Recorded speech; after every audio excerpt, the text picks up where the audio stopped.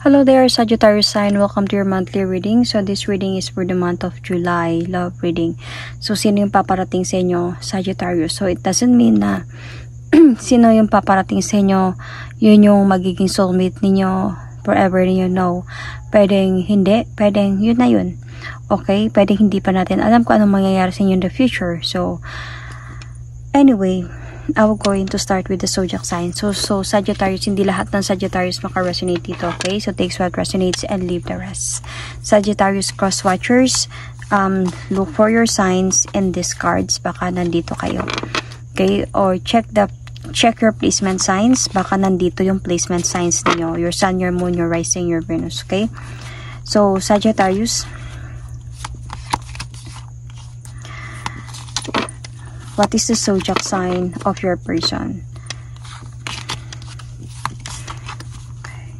Check your placement, Sagittarius, okay? Pwedeng panoorin nyo yung moon sign nyo, reading ninyo as well.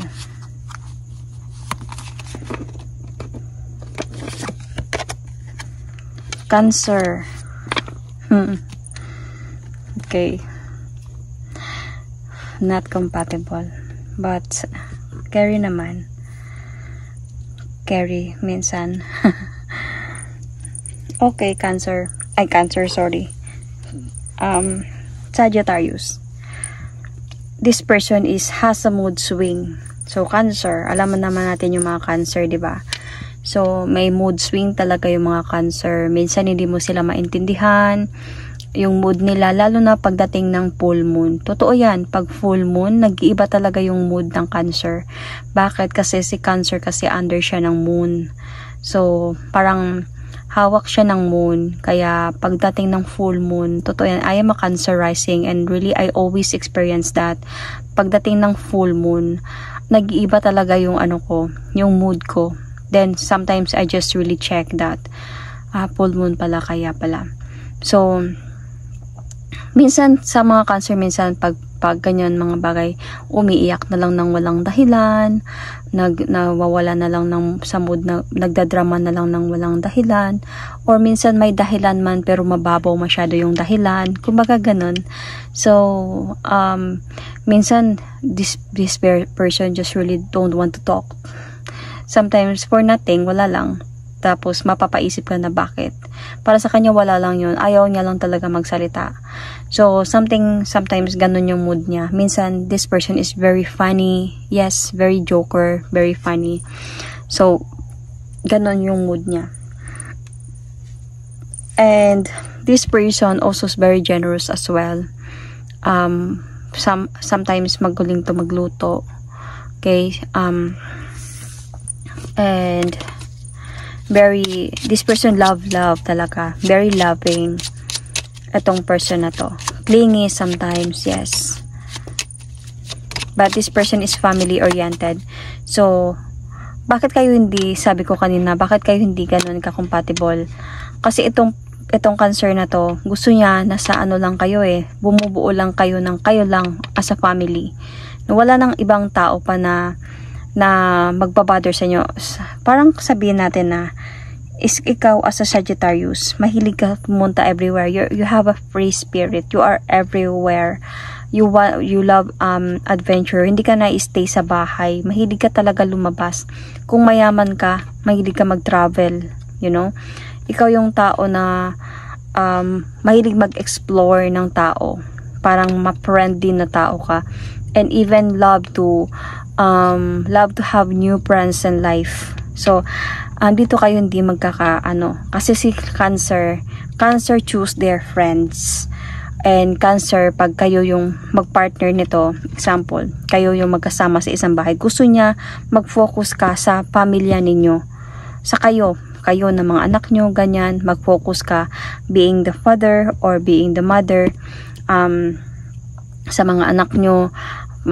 It's okay to have friends, pero always family is dapat priority nyo yung family ninyo. Yun talaga yung mauuna through your adventures, through your times and everything. Ano yung mga plano ninyo, gawin ninyo.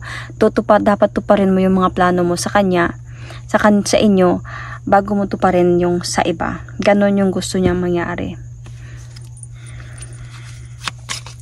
So, ano kaya yung gender nito?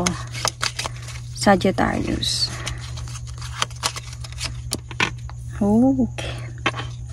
King of Wands. So, lalaki to sa mga naghanap na babae. But might be meron tong fire sign sa kanyang signs. Okay? So, pwedeng Cancer sign with Aries moon, Cancer sign with Sagittarius moon, or kaya siguro kayo din pwedeng maging compatible kasi may fire sign sa kanyang chart. Okay, could be not just moon sign, could be the rising, could be the sun sign, and the Cancer is the moon. So, pwedeng mix, okay? Itong person na to, somehow, yung ano nito, parang minsan, pag wala siya sa mood, tapos kulitin mo siya, masakit siya magsalita. Pag wala siya sa mood, wag mo na lang siyang kulitin. Hayaan mo na lang siya. Hindi lang siya magdrama, pero baka masasaktan ka pa sa sasabihin niya. So, ganun yung pagkatao nito.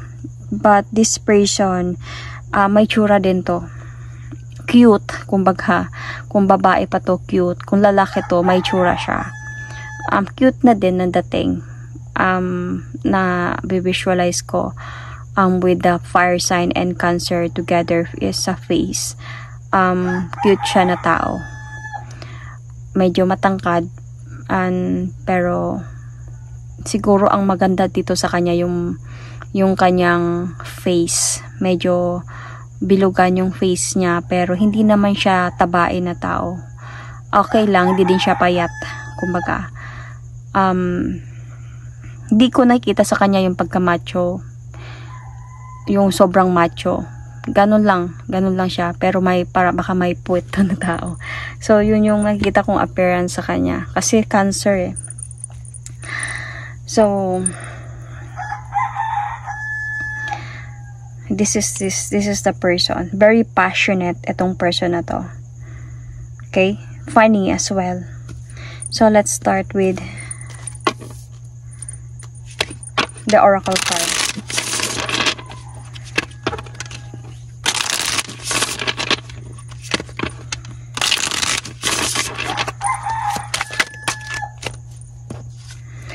Oh my God.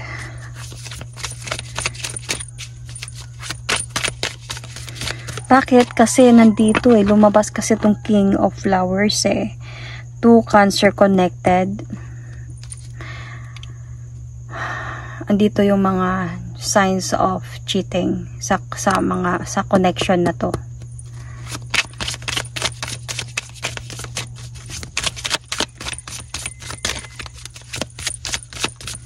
Controlling na tao to. Seloso or selosa.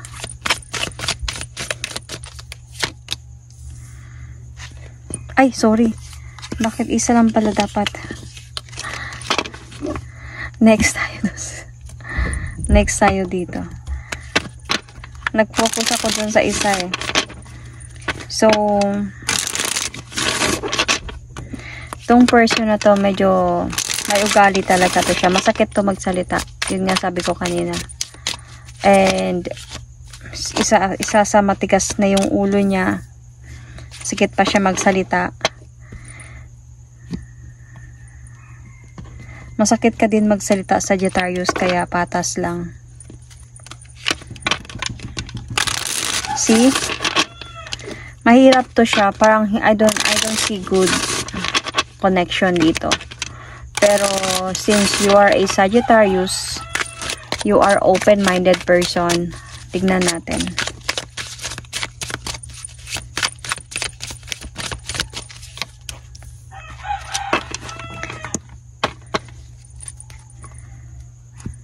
Dito kayo nagkaintindihan dalawa. Siguro nagkakilala kayo nito hindi sa mismong lugar ninyo. Might be sa abroad, might be during your travels. Okay, some of you baka affirm to. Baka nag-meet kayo somewhere. Travel yung nandito eh. You love, this person also love experiencing new things in life. adventure nandito kasi sa part na to. Adventures. Uy, same kay ano. Same. May, pasensya na kung maingay na ha kasi umaga na. Super siya kay Scorpio. So, anyway, enlightenment. With enlightenment, there is no separation. We recognize that we are one with the divine. Really. So, patient. Some things still need to dealt with this connection to manifest. So, feeling ko, Scorpio, sabi ko nga kanina, diba, you are an open-minded person. So, nakikita ko sa connection ninyong dalawa nito, bakit kayo nagkaintindihan, bakit kayo mag-click nito? Because you love travel, you love exploring, you love adventures. Ganon din kasi siya. Siguro nagkita kayo nito somewhere habang nagka-adventure kayo, nagta-travel kayo, somewhere mga ganyan. Doon kayo nagkita, doon kayo nagkakilala nito.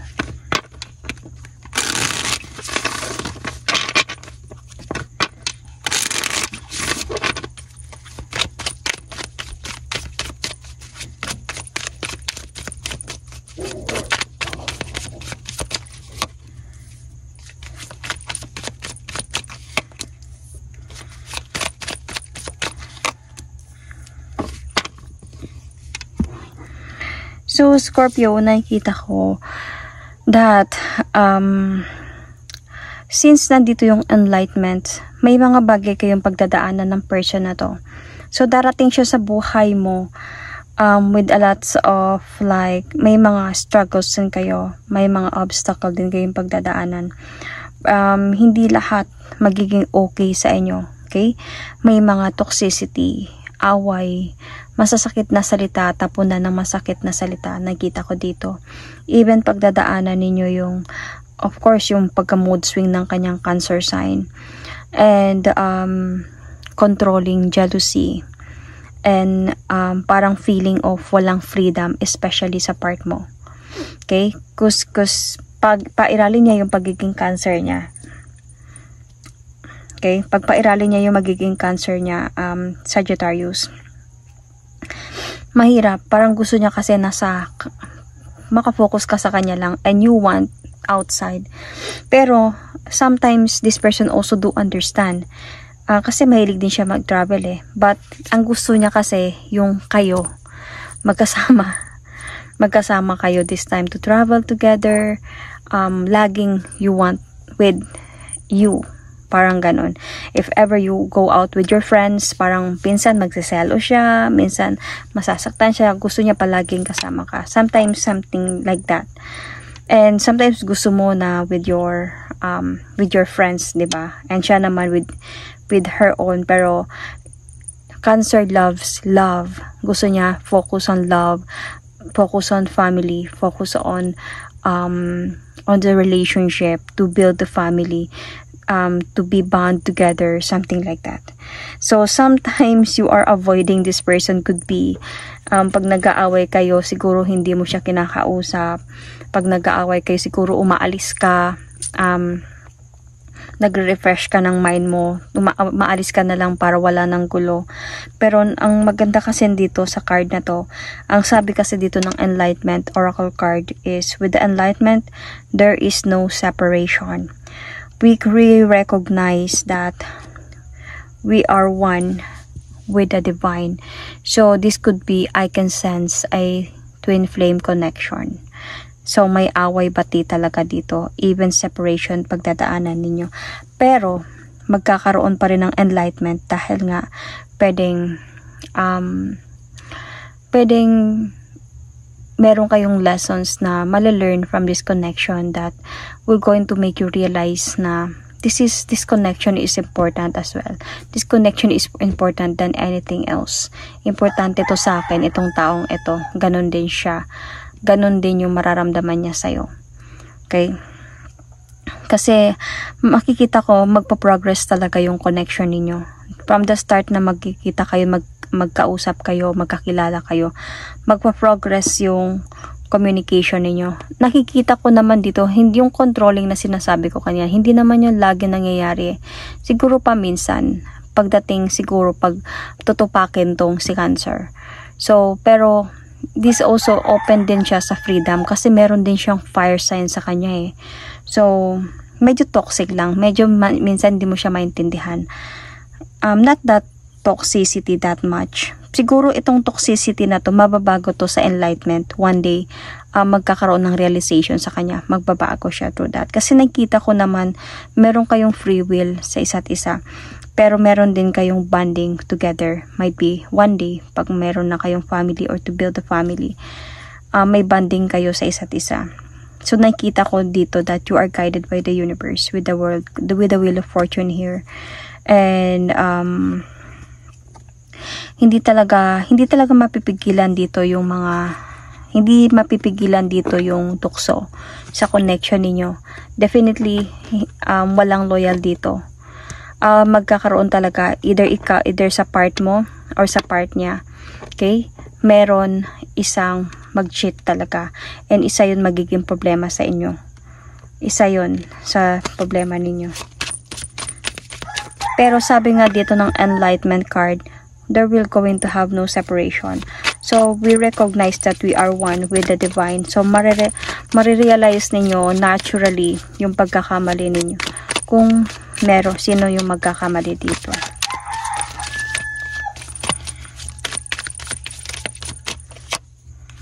See?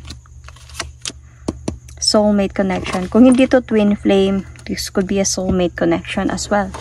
Okay?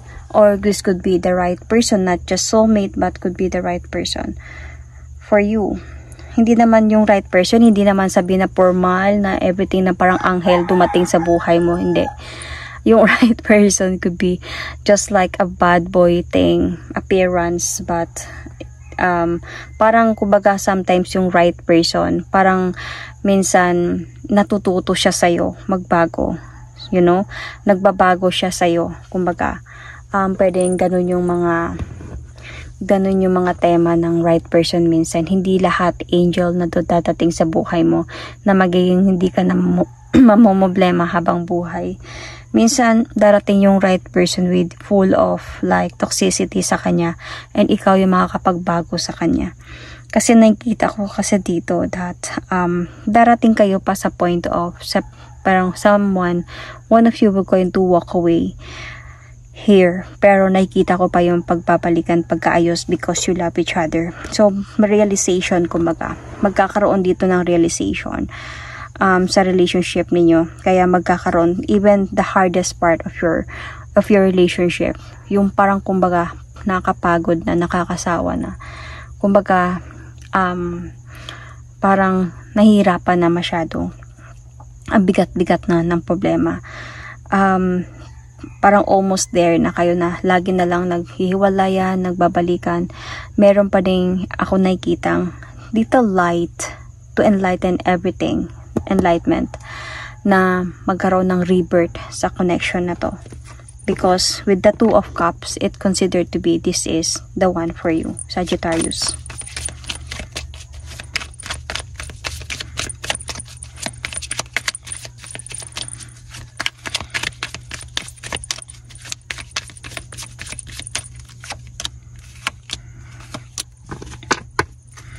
So, mamahalin nyo talaga yung isa't isa dito. Okay?